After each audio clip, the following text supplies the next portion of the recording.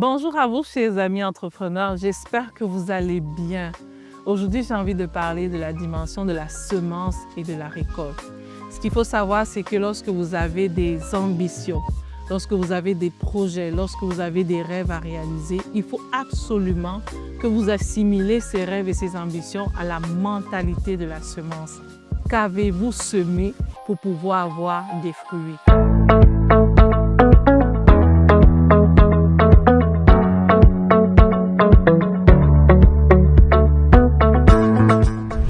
Et pour en fait mieux comprendre la chose, je vais vous expliquer deux concepts. Le premier concept d'abord, c'est vraiment sur la dimension de la plante naturellement. Lorsque tu veux des pommes, qu'est-ce que tu fais? C'est que tu mets des graines au sol et après ça, ça va te donner, tu vas prendre le temps que ça prend là, et ça va te donner des fruits de pommes.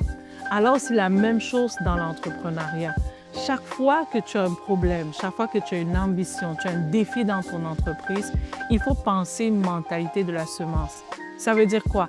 Je veux avoir plus de clients.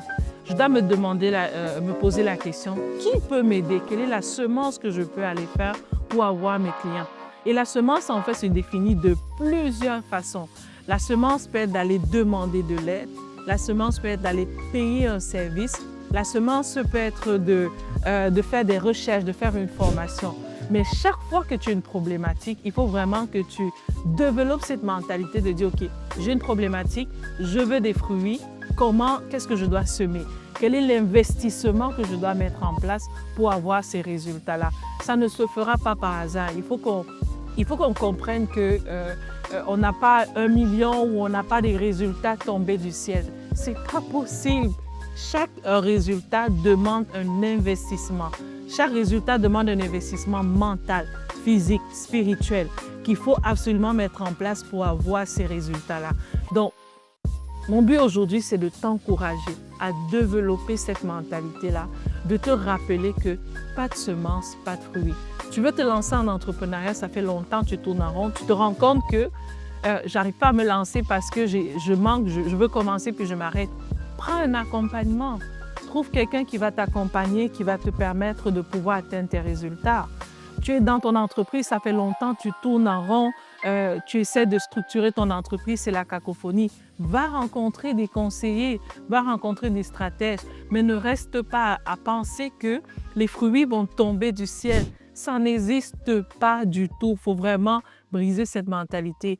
Et associé à ça, en fait, ce que j'ai envie de t'encourager, c'est vraiment avoir une mentalité de croissance continue. Il y a une cliente là, je suis admirative de son travail, de la façon dont elle travaille. Cette cliente là, elle est tellement en croissance, complètement dans tout ce qu'elle fait. Et j'ai constaté en fait que chaque fois qu'elle a un défi, elle pose la question. Des fois, elle va t'appeler pour te demander une chose tellement simple. OK, comment je fais ça? Qu'est-ce que tu penses de ça? Elle va aller chercher les services dans ce qu'elle a besoin. Elle va aller prendre les formations dans ce qu'elle a besoin en fonction de ses objectifs.